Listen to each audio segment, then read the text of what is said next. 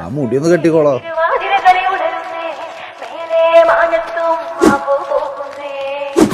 ഓണം എത്തിക്ക് സദ്യ കൂട്ടിന് ഒരു പിടി ചോറുങ്ങ് കൊണ്ട അച്ചാറ് പുളിയ തോരന് വിളമ്പ.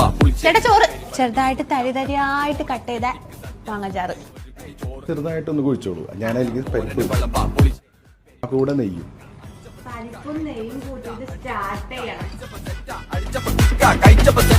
സാമ്പാർ പച്ചടി കിച്ചടി അവിയൽ കൂട്ടുകറി മൊത്തത്തിൽ 27 ഐറ്റം.